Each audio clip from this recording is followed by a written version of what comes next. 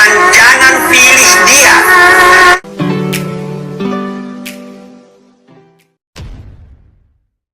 Assalamualaikum warahmatullahi wabarakatuh. Jumpa lagi dengan saya di channel Gagasan Progresif 79. Sahabat sponsor dan setanah di mana saja Anda berada. Ini ada video pendek ya yang saya kira menarik untuk kita telah bersama ya. Ini video pidato daripada Bapak Anies Baswedan ya.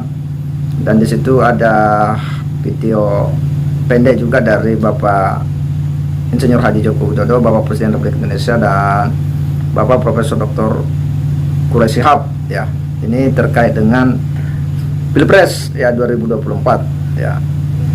Dimana bahwa Bapak Anies Baswedan itu ya kita tahu ya memang selama ini begitu rajin ya untuk melakukan safari-safari politik ya, kemudian dalam berbagai kesempatan ya memang dia sudah ya menyampaikan akan niatnya untuk kemudian menjadi calon presiden di tahun 2024 ya. Bahkan ada video ketika sama-sama Egy Sujana itu katanya Egy Sujana kita bukan memanggilnya dia calon tapi sudah presiden ke-8. Wah, ini kan menjadi semakin menarik ya. Lalu bagaimana ya ketika Anies kemudian itu berbicara ya memang kita lihat dia memang begitu ya apa ya semangat lah ya. Dan dalam video ini salah satu ya hal yang kemudian menjadi menarik ya, unik ya, dia sedang berpidato yang juga sebenarnya hal yang ini ya disandingkan dengan pidato Pak Jokowi ya yang merespon itu. Kita akan coba simak dulu seperti apa videonya, mari kita simak.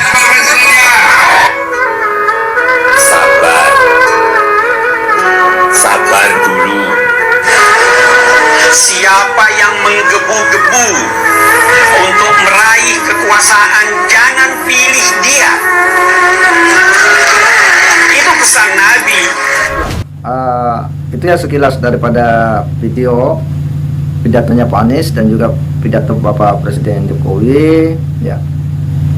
Jadi apa yang nampak sekilas tadi ya, bahwa memang Pak Anies Baswedan ini kan ya sudah mantap untuk kemudian mencalonkan diri sebagai calon presiden di 2024 ya, dan dia pun kemudian rajin untuk sudah safari-safari ya politik lah, sekalipun tahapan resmi di KPU itu memang belum mulai ya. Dan di sini ya kita bisa lihat bahwa sejak dia melakukan safari-safari politik ya, dia pun mengisi ya berbagai pidato-pidato dalam pertemuan-pertemuan itu. Demikian pula para pendukung-pendukung beliau, relawan beliau seperti diberitakan oleh berbagai media, itu pun memang sudah menunjukkan ekstensinya ya kelompok-kelompok ini ya. Dengan tagline ya Pak Anies Baswedan ini kan mengusung ya perubahan, koalisi perubahan ya. Tetapi kita tidak tahu akan seperti apa koalisi perubahan yang dimaksud itu ya. Dan nampak bahwa sejauh ini ya kelompok-kelompok yang mendukung beliau itu kan ya tidak sedikit ini dari kelompok-kelompok ormas yang itu pernah dibubarkan. Salah satunya ya HTI, FPI, ada di berbagai pemberitaan media ya. Mereka menyatakan memang memberikan dukungan kepada Bapak Anies Baswedan ya. Jadi kelompok-kelompok yang dulu ini seperti HTI, FPI itu memang mendukung ya, artinya ada di barisan para pendukung Anies Baswedan. Nah, lalu kalau misalnya seperti itu, bagaimana konsep yang selama ini selalu didengung-dengungkan oleh Bapak Anies Baswedan ya, bahwa Indonesia ini adalah negara yang penuh dengan kebinekaan, keragaman ya toh. Sementara di sisi lain bahwa para pendukung beliau ini, para simpatisan beliau ini adalah mereka yang secara ideologi itu mengusung ideologi khilafah ya. Salah satunya kan kelompok Hizbut Tahrir kan, yang memang masih getol untuk kemudian memperjuangkan sistem politik khilafah, satu pemerintahan yang menaungi umat Islam. Nah, ini kan sebenarnya menjadi pertanyaan mendasar kita kepada Bapak Anies Baswedan dengan mengusung konsep perubahan itu ya. Apa bisa ya mereka mengkondisikan ya hasrat dan harapan dari para pendukung beliau ya, sementara pendukung beliau ini kan memang ya jelas ya sebagian dari ya ormas yang sudah dibubarkan ini, yakni HTI. Nah, kan menjadi pertanyaan besar bagi kita semua ya, akan konsep perubahan seperti apa yang kemudian akan diusung oleh Bapak Anies Baswedan. Dan ini tentu menjadi menarik apa yang disampaikan oleh Pak Jokowi, bahwa sabar ya, sabar, jangan terburu-buru ya, jangan terburu-buru memilih calon pemimpin, jangan terburu-buru, jangan sembrono ya.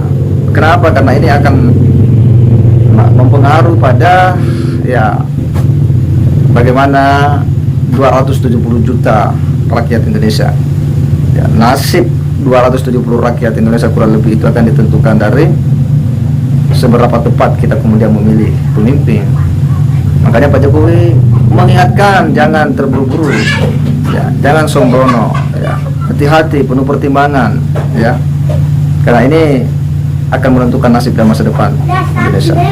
Saya kira pesan Pak Jokowi ini cukup menarik ya, cukup penting untuk kita kita daur ulang ya, kita edukasikan kepada publik Indonesia. Karena kenapa? Bahwa ya kalau kita salah dalam menentukan pemimpin 2024, wah itu bisa mempengaruhi eksistensi negara, kesatuan Republik Indonesia, dan nasib rakyat dan masa depan bangsa ini. Sehingga kehati-hatian itu kemudian menjadi penting dengan sejumlah pertimbangan-pertimbangan. Tentunya ya, apa yang disampaikan oleh Pak Quraisyihab juga menjadi hal yang menurut kita penting untuk kita ketengahkan dalam melihat perhelatan politik 2024 untuk mencari pemimpin. Kita sebagai warga negara tentu ya butuh banyak informasi ya, pembanding, supaya kita bisa menentukan sikap itu secara benar dan tepat. Saya kira demikian. Wassalamualaikum warahmatullahi wabarakatuh. Ikhwanul Muslimin ada cabangnya di Indonesia, banyak, orang IM di Indonesia itu banyak ya, bahkan bikin partai pula kan. Terus Hizbut Tahrir kan juga ada cabangnya di Indonesia, Al-Qaeda ada di Indonesia, ISIS ada di Indonesia. Jadi kita dalam rangka menjaga negara kita, nah itu penting pemahaman geopolitik, penting memahami siapa sih sebenarnya lawan, siapa sebenarnya kawan, sehingga tidak tidak bisa ya, atau kita bisa menolak ketika ada pihak-pihak asing yang ingin memanfaatkan kita untuk menghancurkan negara kita sendiri. Yang perlu digarisbawahi di sini ada kesamaan pola antara Libya dan Suriah, yaitu ada pemberontakan berkedok jihad melawan pemerintah yang sah, dan pelakunya sama. Pelakunya itu lagi, Al-Qaeda, Ikhwanul Muslimin gitu ya, Hizbut Tahrir, dan mulai 2013 muncul kelompok baru yang disebut ISIS. Mereka ini dimanfaatkan oleh Barat untuk melaksanakan proyek-proyek Barat gitu ya. Jadi sebenarnya siapa sih yang menginginkan Assad tumbang, Gaddafi tumbang gitu?